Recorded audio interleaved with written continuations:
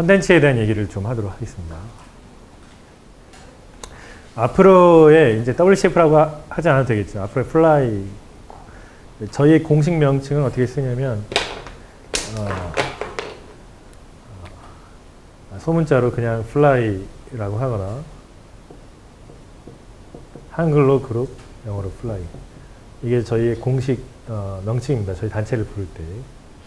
앞으로 그룹 플라이는 이 5가지 흐름으로 갑니다. WCF는 아무래도 이름 자체에 코칭이라는 말이 들어있기 때문에 코칭과 의식 정도가 좀 주로 이렇게 풍기는 분위기였는데 앞으로는 이 5가지. 이제 어떤 분은 또 이완이라는 말이 우리나라에서 거의 조명을 받지 못하고 있고 사람들이 그러니까 낯설어 하기 때문에 저 원래 뜻이 좀 힐링이랑 가까우니까 그냥 사람들이 사회에서 많이 쓰는 대로 힐링이라는 단어를 쓰면 어떻겠냐 제안도 해주셨는데 공감은 가긴 하는데 그래도 이완이라는 말이 왜냐면 사람은 자기가 긴장되어 있을 때 자기 삶을 못 사는 거고 긴장의 반대는 이완이지 힐링이 아니거든요.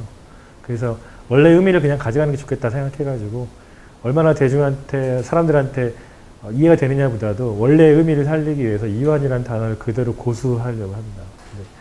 코칭, 이완, 기질, 체험, 교육 이 5가지가 앞으로 저희 메인 카테고리가 됩니다. 이완 이제 순서는 좀 바뀝니다. 왜냐하면 계속 시뮬레이션을 하고 있는데 사람들이 자기 디자인을 안다 한들 코칭다를 안다 한들 긴장이 돼 있으면 이게 내 몸에서 마음에서 프로세싱이 안 되거든요.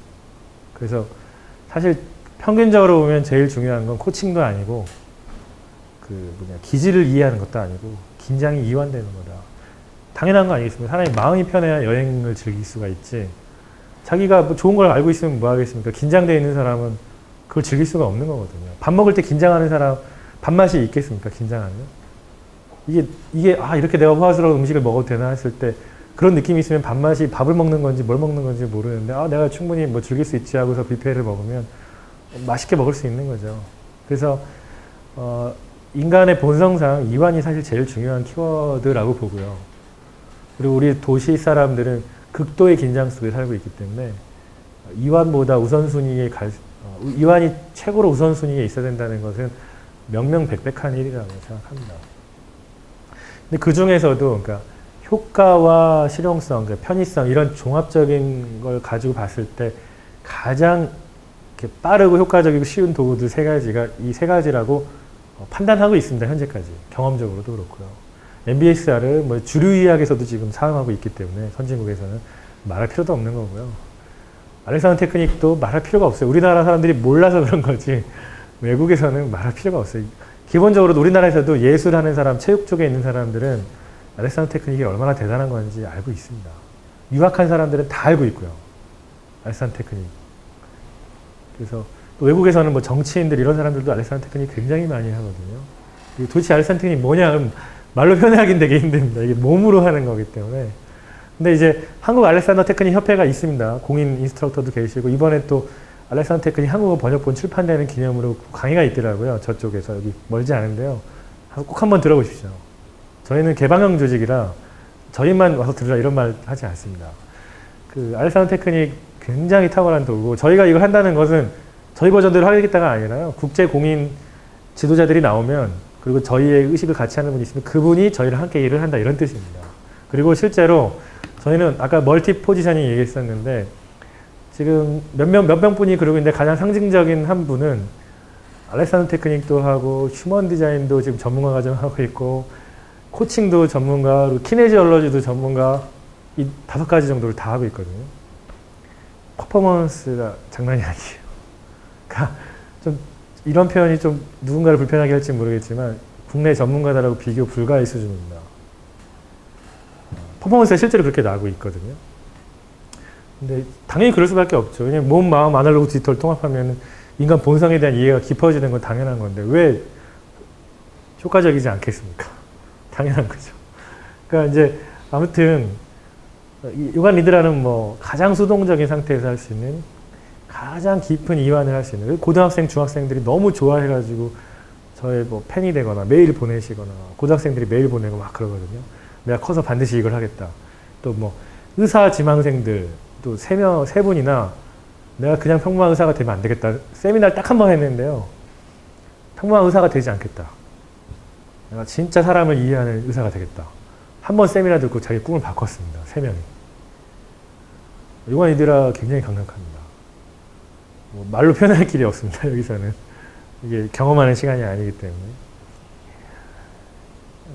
그다음 기질. 뭐 이것도 사실 뭐 별로 논의의 여지가 없다고 저는 확신하는 건데요. 어설러지는 그 하나 자체로 그냥 하나의 과학입니다. 과학. 이제는 뭐 더 이상 뭐 이게 인문과학이냐 정신과학이냐 이렇게 말할 정도가 아니고, 왜냐하면 좀 이따 얘기하겠지만 뉴트리노라는 그 과학에서 굉장히 중요한 물질이 그 속성들이 밝혀지면서 어설러지가 신비주의랑도 별로 상관이 없고, 소위 이제 오컬트라고 하는, 오컬트가 신비주의라 뭐 비슷한 말인데 그런 종류의 것이 아니라 여전히 신비한 영역이긴 하지만 과학이다라는 것이 이제는 사실 부정할 수가 없습니다. 과학자들이 부정할 수가 없어요. 그런 시간이 이미 끝났습니다. 그게 이제 양자물리학하고 뉴트리노 같은 아원자 입자에서 발견된 것들이 바로 이런 어설러지 뒷받침하고 있기 때문에, 이제는 특히 종교인들이 어설러지 가지고 뭐 또 저희가 이제 과학의 역사를 공부하는 사람들이 많이 있는데, 저희 훈련 그룹에 자석이 악령이 들어있다, 영혼이 들어있다, 뭐 이런 지금 누가 혹시 자석에 악령이 들어있다고 생각하시는 분 계십니까? 아무도 안 계시죠? 근데 그 악령이 들어있고 영혼이 들어있다는 그 신념이 벗겨지는데 얼마나 걸리는지 아십니까? 1000년입니다.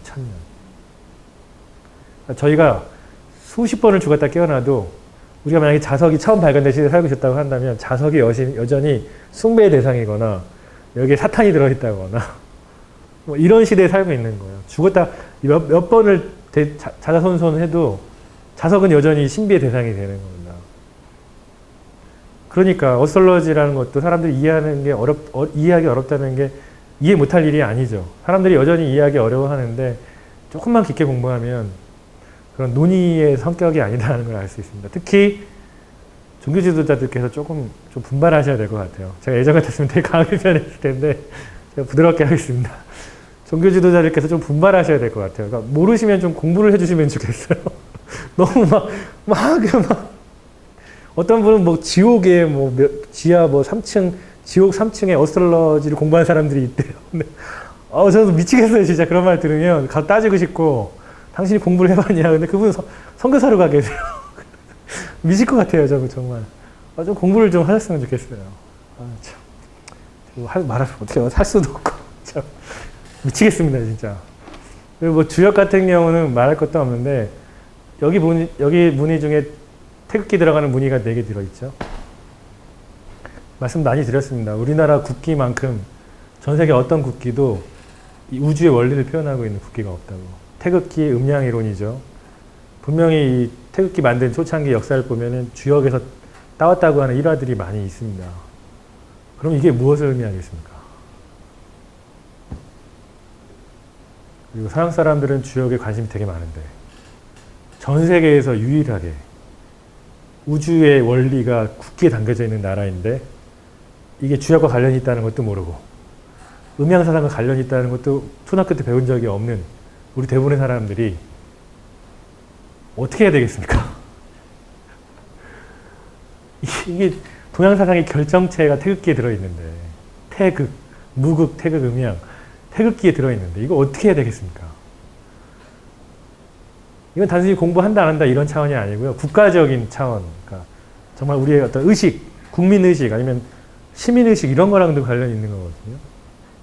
아니 어떻게 국기의 뜻도 모르고 살아갈 수 있겠습니까?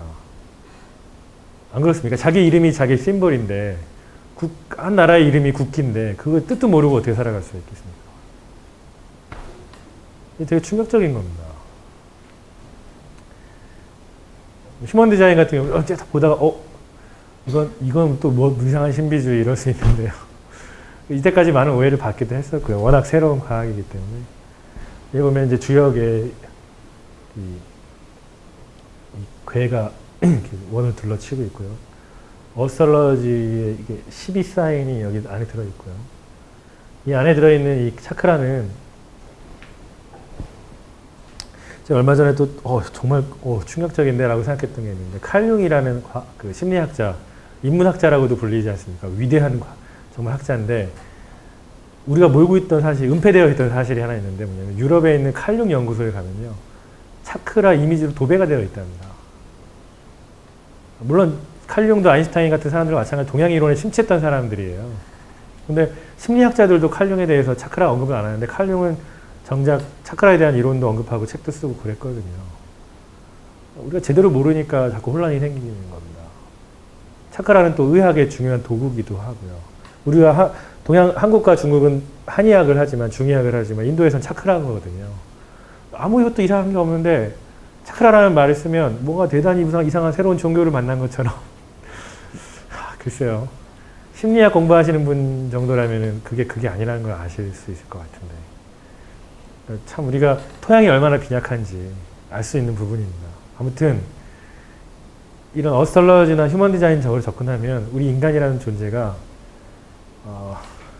글쎄요, 좀 기존에 알고 있던 기질 도구들이라고 보는 거라면 충격이라는 말로도 표현할 수 없을 만한 충격이 옵니다. 자기 디자인에 대해서 설계도가 딱 손앞에 딱 내밀어지거든요. 여기에 위치는 화장실에 버튼이 어디 달려있고 단추가 몇 개가 있고 그 단추의 용도가 뭔지가 다 쓰여 있는 거예요. 휴먼 디자인에. 완전히 이건 정말 감당하기 어려운 진실인데 아무튼 그렇습니다. 여기까지 와 있고 어쨌든 간 저희도 내부적으로 임상 많이 하고 검증하고 있는데 이게 25년 됐거든요. 휴먼 디자인. 좀 이따 더 얘기를 하겠습니다. 아무튼 이런 도구들이 가지고 있는 그리고 이제는 이제 주역의 시대입니다. 이렇게 말하면 동양 사상의 기반은 주역입니다. 그건 뭐 말할 필요도 없죠. 서양 쪽은 대비되는 걸 찾으라고 한다면 서양 사람들 모두가 동의하지는 않겠지만 어스톨러지라고 해도 과언이 아닐 정도로 어스톨러지 역사도 주역의 역사처럼 주역이 한 3,000년 얘기하는 것 같은데 어스톨러지도 한 3,000년 됐습니다. 그러니까 어스톨러지와 주역이라는 것은 어떤 두 기둥이라고 말해도 크게 무리 없는 수준이거든요. 그러니까 주역과 어스톨러지를 공부해보면 야, 내가 공부를 잘못했구나. 이게 먼저 자각이 오고요. 두 번째는 내가 종교나 철학이나 이런 뭐 어떤 특정한 운명론을 믿고 있는 사람들이라면 야, 내가 이거 자칫하다가는 내가 이런 걸 믿고 있는 내가 사이비가 될 수 있겠다. 이런 생각마저도 들 정도로 주역하고 어스톨러지 깊게 공부해보면 우리가 대단히 잘못 생각하고 있다는 걸 많이 알게 됩니다. 정말 대단히 잘못 생각하고 있거든요. 한 개인의 존재에 대해서, 문화에 대해서 정말 많이 잘못 이해하고 있는 게 많거든요. 뭐 기회가 되면 이제 그런 기회들이 생겼으니까요. 제가 오랫동안 말씀드렸다시피 이제 17년 기다렸습니다. 이 때를 위해서. 저는 정말 제 인생 전부를 다 쓴 거나 마찬가지인데 이제 때가 된 거죠. 아직도 실감은 잘 안 납니다. 우주에서 실제로 찍어낼 수 있는 사진입니다. 뭐 이렇게 화가가 재밌는 좋은 그림 하나 만들어낸 게 아니고요. 이렇게 광활하고 넓은 우주, 그리고 우리 지구는 우주 전체에서 먼지 정도밖에 안 되는데도 이쪽 세계에 관심이 없었죠. 근데 우리가 이렇게 말하지 않습니까? 인류 역사의 거대한 진전은 아주 추격해가지고 말하면 현미경과 만안경에서 이루어졌다 말할 수 있는 거거든요. 현미경은 작은 세계를 들여다보고 만안경은 우리 바깥을 먼 세계를 보자. 미시 세계와 거시 세계가 사실 두 축이지 않습니까? 인간은 그 사이에 깨어있는 샌드위치 같은 존재고요. 양자 물리학을 보면서 인간의 세계가 뒤집어졌고 객관적인 세계란 없다. 객관적인 문제란 우리 밖에 존재하지 않는다. 이 종교 지도자들은 한 번 또 아쉬운 얘기를 해야겠는데 우리나라 종교 지도자들께서 아직도 이걸 모르고 계세요. 양자 물리학 혁명이 종교인들이 갖고 있는 교리와 신념에 근본적인 타격을 가하고 있음에도 불구하고 죄송하지만 이쪽 분야의 공부를 하신 분들이 별로 없어가지고 아예 그냥 몰라요. 죄송하지만 아예 몰라요. 그냥 아예 모르기 때문에 아예 평화롭습니다.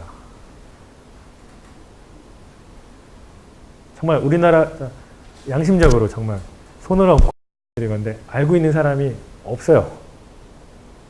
물론 이렇게 한두 명 있습니다. 근데 그냥 저렇게 강조해서 표현하면 없어요. 종교지도자들이 몰라요. 종교와 과학이라는 게 우리 인생에서 제일 우리 힘들게 하고 제일 우리 삶을 윤택하는 게 하는 주제가 아니던가요? 어떤 사람 돈 많이 벌었는데 미신을 믿어가지고 돈 다 날리고. 종교도 중요합니다. 근데 300년 전에요. 죄송합니다. 존 미첼이라고 하는 시골 목사가 있었어요. 근데 그 사람이 하는 300년인가 200년 전에 그 사람이 하는 역할이 뭐냐면 자기가 만든 만환경으로 초신성을 관찰하는 게 자기의 중요한 역할 중에 하나였습니다. 목사인데 어느 정도로 그걸 잘했냐면 더 좋은 성능과 기기를 가진 과학자들보다 더 많이 발견을 해낸 거예요. 별을 완전히 꿰고 있는 거예요. 그리고 그 사람한테 그 목사한테 찾아가가지고 어스트롤러지 얘기하면 그 사람이 그걸 알아들을까요? 못 알아들을까요? 알아듣죠. 그러니까 종교의 역사와 과학의 역사를 보면요. 종교와 과학이 이렇게 분리됐던 적이 없습니다. 물론 중세 암흑시대도 있는데 이렇게 됐던 적이 없어요. 그러니까 이게 지금 굉장히 살기 힘든 시대에 살고 있다고도 볼 수 있고 그런데 마침 또 전환의 해가 왔기 때문에 이제 큰 변화가 일어나는 거죠. 사람들이 예전에 이런 강의 안 들었습니다. 이상한 이상한 미친놈이 나타났다 이렇게 생각했겠죠. 저도 10년 전이라면 오늘의 저를 보고 미친놈이라고 했을 겁니다. 근데 이제 흐름이 바뀌어가고 있는 거고 다시 진실이 드러나고 있는 거죠. 아무튼 그렇습니다. 초신성이라는 게 있어요. 해파리 뭐 2개 붙여놓은 것 같은데 초신성이라고 슈퍼노바라고 하는데 별이 죽을 때 폭발합니다. 그리고 그 빛이 수천 년 동안 빛이거든요. 근데 이 별이 이렇게 계속 이렇게 그러니까 중심으로 모여들면서 부피가 작아지다가 중력이 엄청나게 높아지면 스스로 폭발하거든요. 이제 그러한 장면들을 보여주고 있는 건데, 이 별들이 폭발할 때 우리는 들어본 적이 없을 수도 있는데 뉴트리노라는 게 방출이 됩니다.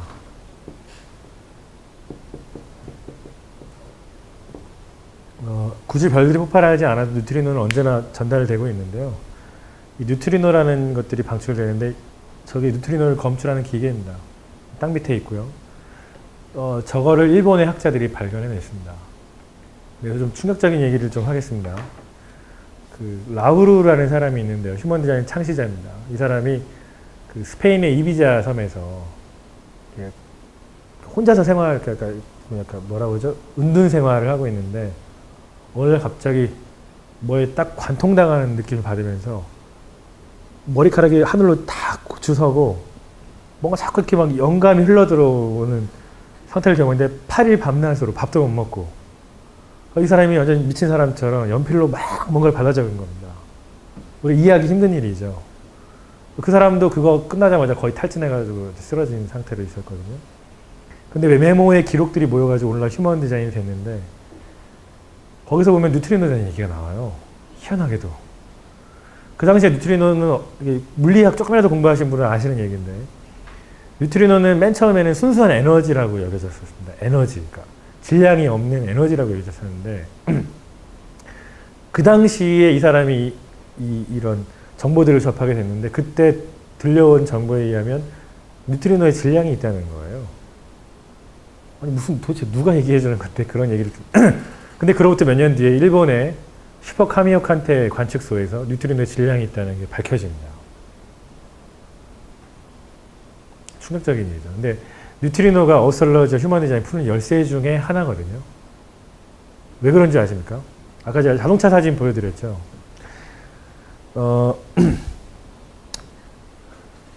이게 탕이라고 하는 한자입니다. 아시는 분들도 계시겠지만 뭐 움직이다 또는 충돌하다 이렇게 쓸 수가 있는데 이 주역에서는 이게 팔괴상탕이라고 그래서 주역이라는 것은 변화를 연구하는 변화의 학문이지 않습니까? 그렇죠? 변화의 학문인데 이 변화라는 것이 8개가 서로 부딪히면서 64개를 만들어내고 64개가 384개를 만들어내가지고 변화를 만들어내는데 부딪힐 때 새로운 것이 생긴다는 거죠. 우리 두 명이 만나면 그냥 둘이 더해지는 게 아니라 새로운 것이 뭔가가 생겨나지 않습니까? 그걸 릴레이션십, 관계라고 하죠. 그래서 1 더하기 1이 2가 아니라 뭔가 새로운 제3의 것이 생겨나는 게 관계인데 물질과 물질이 부딪히면 서로 정보를 전달합니다. 이게 상식이에요. 제 자동차 보시면 페인트가 묻어있지 않습니까? 그리고 제 차에 있는 게 또 벽에 묻어 있습니다. 부딪히면 질량이 있는 것들은 정보를 전달하거든요. 이것이 믿어지지 않는 분 계신가요? 이거 하나의 명백한 사실입니다. 근데 뉴트리노가 뉴트리노가 도대체 무슨 역할을 하냐면 우리 몸 전체를 그때도 말씀드렸지만 이거 과학자들이 밝혀낸 건데 1인치면은 2.54cm죠. 1인치면은 2.54cm인데 이 1 평방인치당 뉴트리노가 매 1초마다 3조 개씩 지나간다. 지금 여기 있는 여러분들의 몸을 이 새끼손가락 하나만큼당 매 초에 3조 개씩 지나가고 있거든요. 지금 눈 깜짝하는 사이에 벌써 한 300조 개, 3000조 개가 이미 지나간 거예요. 매 초 그렇게 지나가고 있습니다. 그럼 이게 뭘 의미할까요? 중요한 질문 하나 드리겠습니다.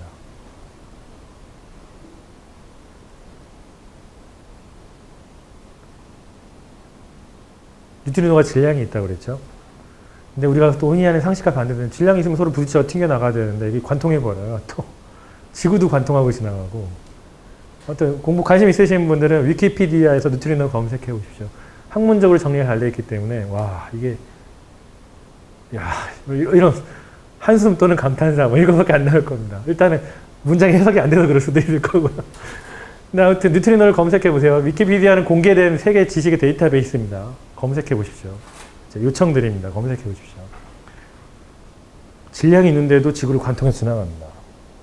우리 몸도 관통해서 지나가고요. 질량이 있기 때문에 정보를 전달하거든요.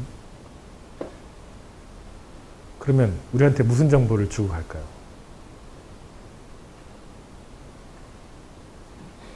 뭐겠습니까? 우주를 관통하면서 만났던 행성들과 별들의 정보를 가지고 와서 우리한테 주고 가겠죠. 이게 어스트롤러지의 기초입니다. 그러니 종교를 갖고 계신 분들은 여기서 충격을 받으셨다면 지금부터 제대로 공부하셔야 됩니다. 이 뉴트리노가 우리 존재 신비를 푸는 열쇠 중에 하나거든요. 그러니까 몰라도 너무 모르기 때문에 우리가 너무 용감하게 살아가는 건데요. 제대로 알면 우리 삶이 그냥 통째로 바뀌게 되는 거죠. 그러면은 우리가 모르는 별들의 정보들이 다 오는 거예요. 그래서 어스트롤러지에서 이렇게 말하죠. 태양에서 지구에 전달되는 뉴트리노의 양이 전체 양의 70%이기 때문에 우리 어스트롤러지 연구하는 사람들은 태양의 기질을 가지고 양자리다. 여러분도 아시겠지만 종교가 있든 없든 자기가 태어난 달이 무슨 양자리다, 사수자리다 부르는 거 아시죠? 그게 뭐냐면 태양에서 영향을 받은 기질을 말하는 거예요. 70%. 나머지에 대해서는 얘기를 안 하고 있어요. 그러니까 원래 기질을 분석할 때는 태양에 대해서만 분석하는 게 아니고 다 해야 됩니다. 달은 무의식을 상징하고 뭐 태양은 의식 정체성을 상징하는데 태양의 비중이 압도적으로 높기 때문에 우리가 나는 양자리 별자리입니다 라고 하는 것은 태양의 영향이 70%가 양자리에 있는 달에 태어났다는 뜻입니다. 근데 그게 뉴트리노 같은 개념들로 인해서 충분히 전달되고 있고요. 또 뭐 1960년대 미국에서도 미국 어스트롤러지 협회에서는 뭐 태양풍, 뭐 자기장 이런 거 가지고 이미 어스트롤러지 설명하고 있었습니다. 그런데 몇몇 종교 지도자들은 뭐 지옥에 있다니 뭐 이런 정말 얼토당토하는 얘기를 너무 확신에 차가지고 자기가 뭐 환상을 봤는데 막 이런 말도 안 되는 얘기를 하고 계시고 그런 형국인 거죠. 그러니까 얼마나 모르면 그렇게 용감할 수 있는지 참. 네.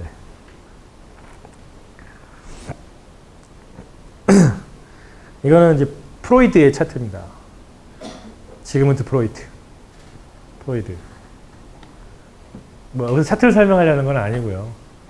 뉴트리노가 인간의 몸을 관통하고 지나갈 때 첫 번째로 전달된 정보들이 디자인을 형성합니다. 이건 초기 버전의 차트라서 약간 뭐 그렇다고 뭐 조악한 건 아니죠. 아무튼 차트인데 이런 식으로 어떤 정의가 되고 미정의가 되고 이게 우리 삶의 비밀을 푸는 열쇠 중에 하나입니다. 내가 왜 이렇게 고통이 많은지 이런 거 이해할 수 있습니다. 어떻게 하면 풍요로워지는지 지도가 다 나타나 있어요. 숫자 다 나타나 있습니다. 지도가 설계도가 다 나타나 있어요. 저도 종교적 배경이 있는 사람이라 쉽게 믿어지지도 않고 지금도 충격이 여전히 남아있고 이런 것들도 많은데 말씀드렸지 않습니까? 저희 시행착오하는 조직입니다. 그런데 어떤 사람이건 간에 시행착오하지 않으면 그것이 맞는지 아닌지 확인할 수도 없어요. 그런데 이거는 뭐 저희가 손댈 수 있을 만큼 그렇게 어설픈 과학이 아니기 때문에 네, 시행착오라고 말할 정도는 아니고요. 어마어마합니다. 이제 공인워크샵 시작되면 엄청난 충격과 폭풍이 몰아칠 겁니다. 인간이라는 존재를 이해하는 데 있어서 심리학, 기존의 과학들, 자기개발 이론들이 와르르 무너져 내립니다. 뉴트리노의 과학이라고 말해도 되거든요. 휴먼 디자인이나 어스트롤러지를 뉴트리노의 과학이다 이렇게 말해도 되는데 뉴트리노는 과학적 개념이기 때문에 모르면 그 사람이 모르는 거지 잘못된 것이 없습니다.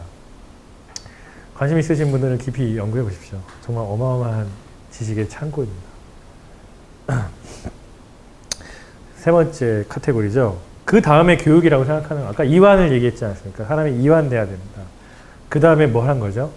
자기가 누군지 알려주는 거죠. 그러니까 디자인적으로, 기술적으로. 세 번째는 그래서 이제 공부하는 법을 가르쳐줘야 되거든요. 그러니까 말씀드렸지만 우리의 교육 현실이 너무나 척박하기 때문에 이제 그 마음도 이완이 되고요. 이상적인 프로세스를 말하는 거죠. 뭐 교육을 먼저 할 수도 있습니다. 근데 이상적인 프로세스를 본다면 세 번째 단계에서 교육을 하는 거죠. 그래서 코어 리딩은 앞으로 나중에 말씀드렸지 코어 리딩 대학 형태로 발전이 될 건데 코어 리딩 할 거고요. 스마트 워킹은 뭐 아시다시피 정부에서도 이걸 밀고 있습니다. 그러니까 이제는 구글이나 구글신이나 내신 같은 분들이 너무나 탁월하시기 때문에 이걸 활용하는 법만 알아도 우리 인생이 바뀐다는 거죠. 그래서 정부에서 그걸 알고 있기 때문에 지원합니다.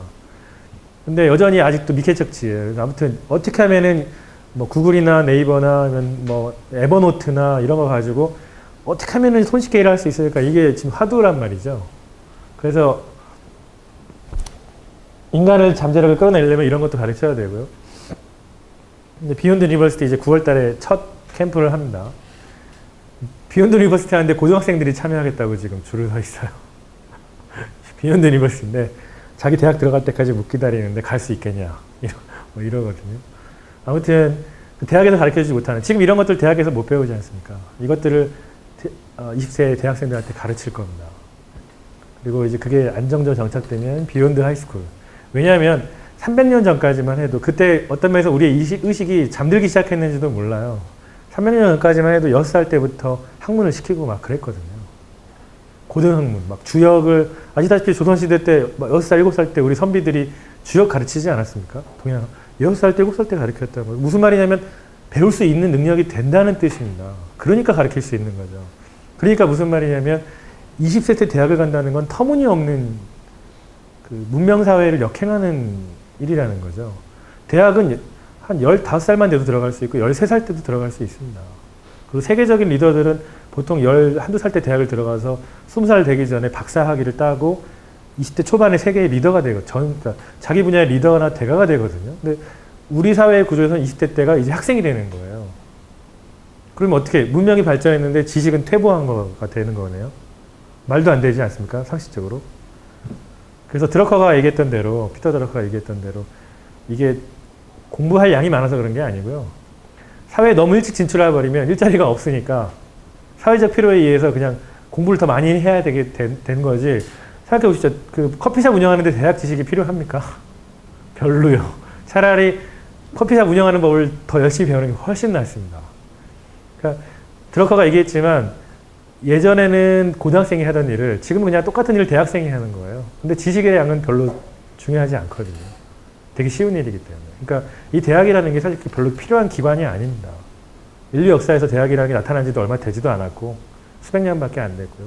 그러니까 공대같이 이렇게 첨단 기계나 이런 게 필요하지 않은 분야에서는 굳이 대학 갈 필요가 없어요. 근데 이런 것만 붙고 자퇴하면 또 그 사람 인생이 암담해지죠. 왜냐면 공부할 줄 모르니까. 그렇기 때문에 이게 장기적으로 대안을 세워야 되는데 어쨌든 간 공부하는 법을 알아야만 나이가 들어서도 탁월한 삶을 살 수 있는 거죠. 아무튼 늦었지만 원래 6살 때부터 시작해야 되는데 20대 때부터 해가지고 거꾸로 거슬러 올라가면 되는 거죠. 한 번에 할 수는 없는 거니까. 나중에 그러면서 이제 나중에는 6살 때부터 주역을 가르치고 어스트롤러지 가르치고 학문의 구조를 가르치고 이완하는 법을 가르쳐 주는 거죠. 알렉산더 테크니 6살 때부터 가르쳐 주고 지금 저희 훈련하는 중에 그 아이들 키우고 계신 분들은 아이들한테 휴먼 디자인 적용하고 아이들이랑 같이 누워가지고 신생아랑 같이 누워서 요가 애들을 하고 그럽니다. 완전히 다른 차원의 삶을 자녀들한테 선물하는 거예요. 어메이징하죠. 네. 실제로 저희가 경험하고 있는 일입니다. 코칭, 뭐 이건 얘기할 필요 없고요. 물론 이제 우리나라에서 현대 코칭이 좀 제대로 아직까지도 뿌리 내리지 못한 게 좀 아쉬운데, 일단 부각돼야 될 부분은 이 부분입니다. 디지털 코칭이라는 게 있다는 거. 근반응 검사로 질문을 찾아낼 수 있죠. 이번에 저희 지난 토요일 날 파티할 때도 옥상에 올라와가지고 몇몇 분들한테 인생에 대한 질문을 뽑아드렸는데, 디지털로 코치가 질문 안 해도, 입으로 질문 안 해도 디지털로 딱 필요한 질문 하나를 찾아낼 수 있다는 게 얼마나 놀라운 일입니까, 이게.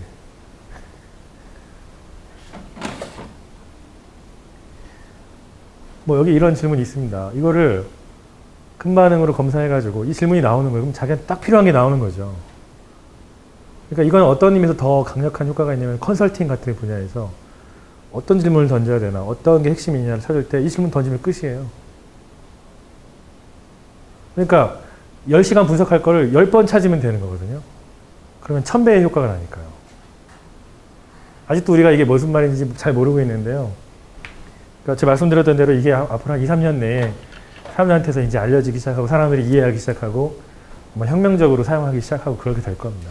저희는 비즈니스 할 때도 이걸 가지고 합니다. 어떤 게 핵심 이슈인지 찾아내가지고 그거 가지고 비즈니스 직면하고 돌파하고, 그러면은 미리 장애물이 뭔지 다 보고서 가는 거거든요. 이게 대단한 거죠. 우리가 내비게이션이 그런 역할을 하지 않습니까? 내비게이션 없었을 때 생각해 보십시오. 여기 30살 넘으신 분들이 많이 계시니까 내비게이션 없던 시절 한번 생각해 보십시오. 내비게이션은 그냥 완전히 삶을 뒤바꿔 버리지 않습니까? 막 길 거면서 막 그 뭐죠? 막 유사 뭐라 그러죠? 그거 유사 무슨 경험? 유사현실, 증강현실. 그런 게 어디 있었습니까? 이게 맡아 보면 거기에 뭐 정보가 막 나타나고 그런 게 어디 있었습니까? 우리는 당연하기 때문에 그게 얼마나 대단한 건지 모르지만, 아무튼 이 디지털이라는 건요, 진짜 어마어마한 겁니다. 이거 모르고 있으면 아날로그적인 접근도 구조적으로 원리적으로 보면, 또 주역에서 말하는 원리대로 보자면 아날로그가 있으면 디지털이 있어야 되는데, 디지털을 모르는 게 끝이 될 수가 없는 게, 구조상으로는 아날로그와 디지털은 동등한 거고 행복과 불행은 동등한 거기 때문에 아날로그만 안다는 건 성립하지가 않습니다. 원리적으로. 공부를 제대로 하는 사람이라면 당연히 디지털을 알아야 됩니다. 학문의 구조상으로 그렇습니다. 5번째가 체험인데요. 번지점프, 트레킹, 카야킹. 이걸 하겠다는 게 아니고 이 이미지들이 마음에 들어서 갖다 놓은 거고요. 그러니까 저희가 참 체험할 기회가 없다는 거를 분명하게 알게 됐어요. 그래서 밤새서 뭘 걸어본 적도 별로 없고, 뭐 자기 한개 도전해 본 적도 없고, 뭐 안 해본 게 너무 많은 거죠. 그래서 이 사람들한테 경험만 시켜줘도 사람의 삶이 많이 변하는 걸 저희가 봤기 때문에, 또 저희가 제주도 코칭 프로그램을 운영하고 있지 않습니까? 그게 얼마나 사람들한테 큰 변화를 주는지 저희가 봤기 때문에, 그래서 그 제주도에 사는 분이 저희 프로그램에 참여하셨다가, 제주도 주민인데 이분이 되게 충격적인 게, 자기 동네를 한 번도 벗어난 적이 없는 거예요. 수십 년 동안. 제주도에서도.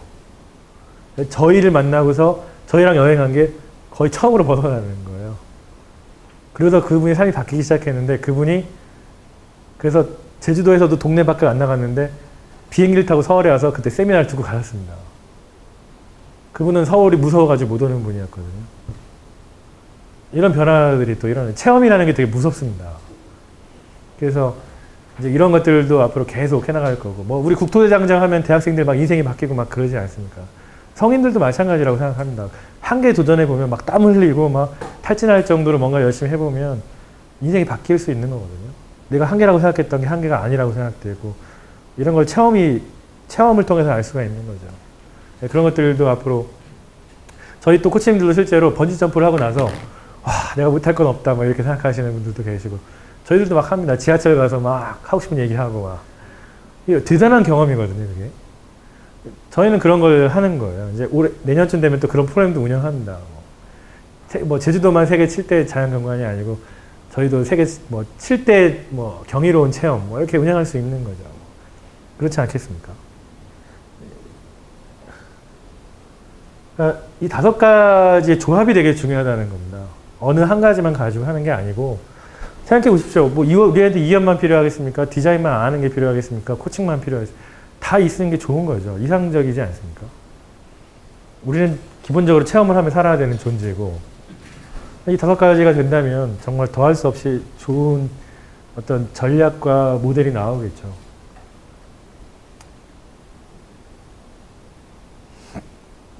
예를 들어서 어떤 사람이 기술 전문가가 되려고 한다면 기술만 공부해서는 안 된다는 게 저의 생각인 겁니다.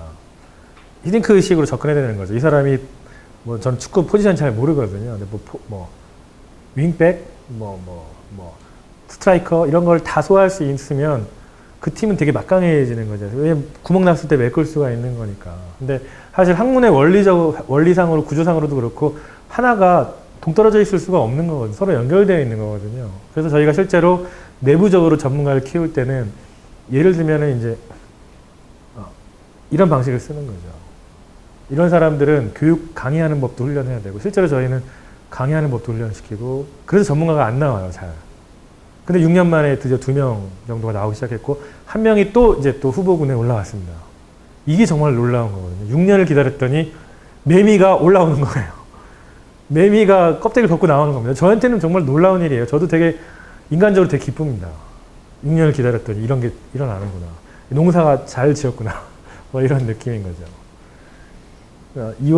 이완되어 있는 사람이 다른 사람의 기질을 다루려고 할 때 훨씬 더 편안하게 들어갈 수 있지 않겠습니까? 여기 어떤 사람한테 정말 이렇게 깊은 영향을 미치려고 한다면 막 쏟아내는 것보다는 제가 지금 사용하는 이 목소리 톤처럼 부드럽게 편안하게 접근하면 그 사람의 더 깊은 부분을 건드려줄 수 있지 않겠습니까? 제 어깨에 긴장이 들어가 있지 않죠.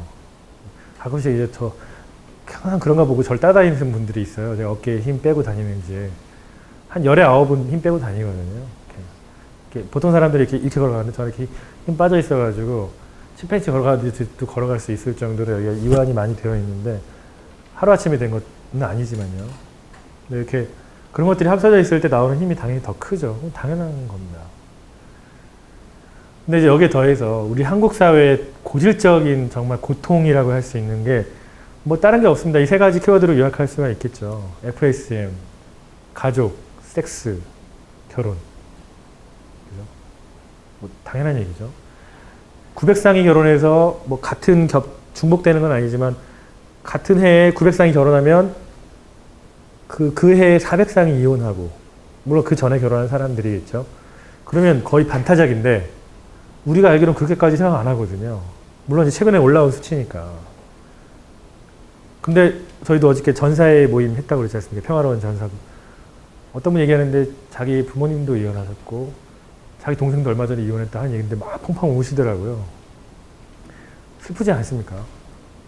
그것도 이렇게 정말 이렇게 보통 의식 훈련하는 사람들은요. 이제는 우리 각자 하기 가져가지고 깨끗하게 막 서로 막 사람들 가르치기 위해서 서로 이혼하는 사람들도 있거든요. 제가 아는 분 중에도 다른 사람들을 가르치는 데만 전념하려고 이혼하신 분이 있어요. 되게 말도 안 되는 케이스인데 그분들은 너무 평화롭게 잘 살아요. 두 분 다 세계적인 리더거든요. 나중에 기회 되면 소개할 수 있는데 녹음 중이라. 근데 우리는 그렇지 않습니다. 이혼하면 너무 힘든 거예요. 막 굶주리고 막 그렇거든요.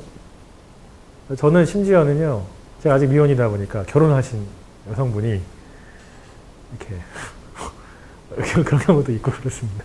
근데 뭐 저만 그런 게 아니라 다반사죠. 그러니까 어떤 여성 코치 한 분은 남성들 코칭 대화를 나누면 항상 데이트를 하자고 신청을 한다는 거예요. 둘 다 결혼한 사람들인데 서로가. 계속 열에 9 데이트 신청을 한다는 거예요. 사귀자. 돈 대주겠다. 스폰서 해주겠다. 이 우리나라 현실이거든요.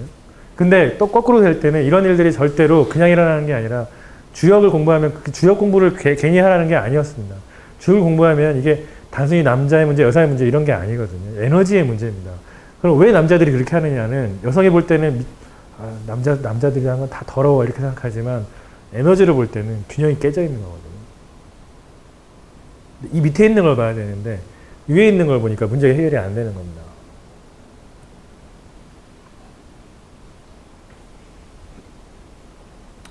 그래서 이 가족에서의 깨끗한 대화, 그 다음에 부부나 연인 사이의 성적인 트러블 해도 될 수 있느냐.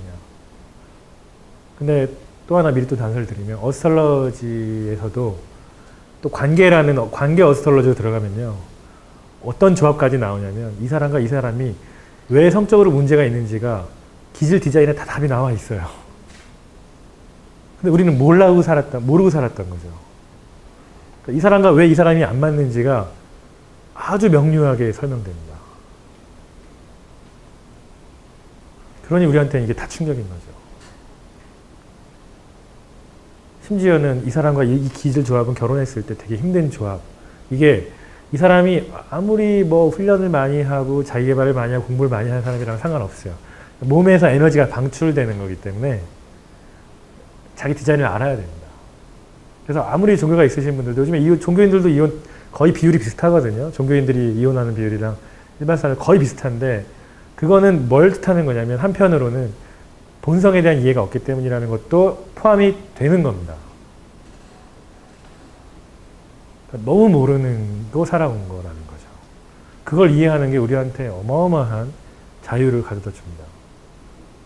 그러니까 제대로 알고 결혼해야 되는 거죠. 제대로 알고 사귀고 제대로 알고 비즈니스 파트너도 조합이 나옵니다. 어떻게 그런 게 가능해? 내비게이션 나올 때 어떤 생각하셨습니까? 아니, 처음에 내비게이션 같은 거 나온다 그랬을 때 어떠셨습니까?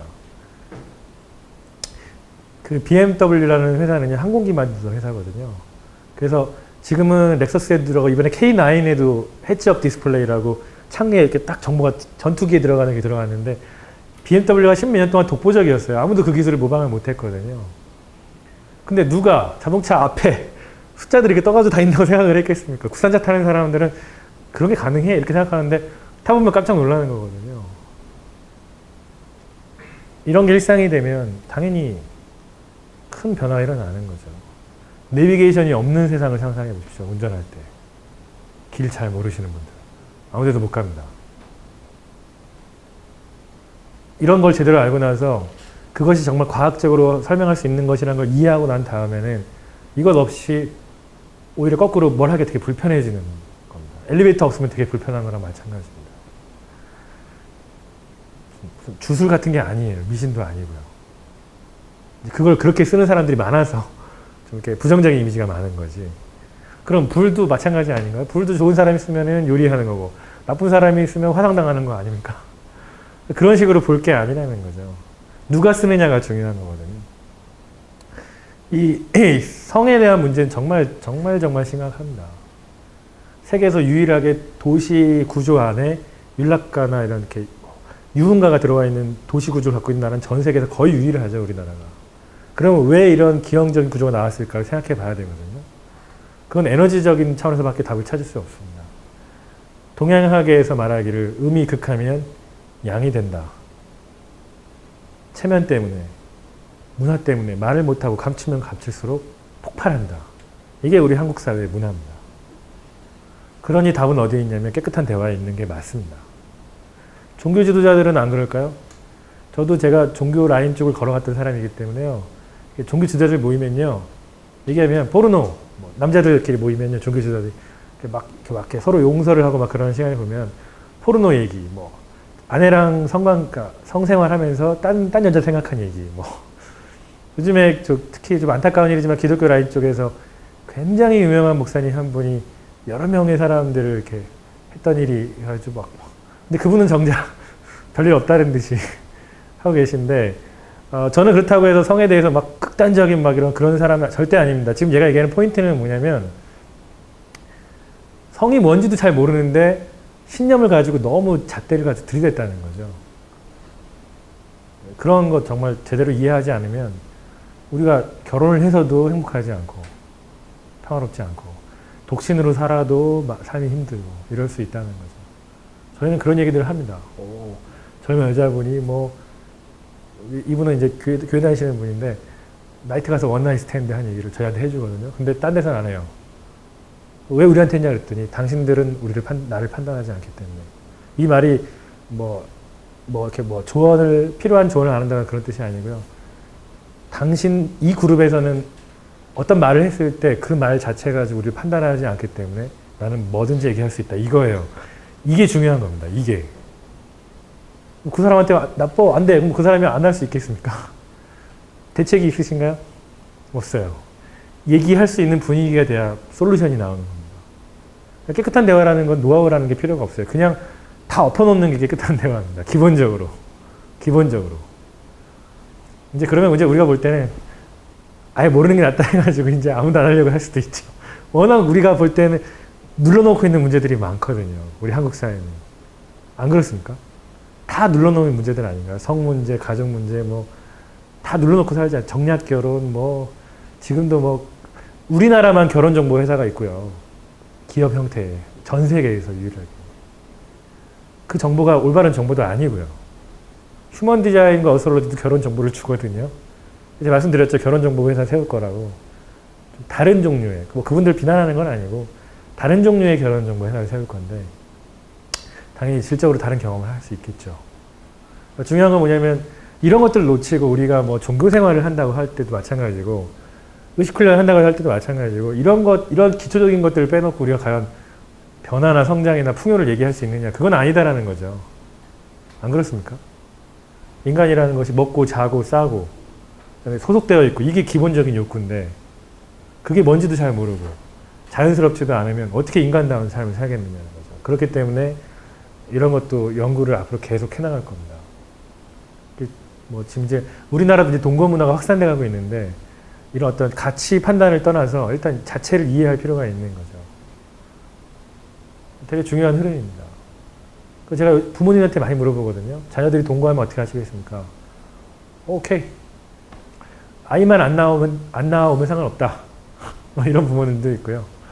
근데 이제 이런 거를 이렇게 대화를 하고 있다는 것 자체가 중요하다는 거죠.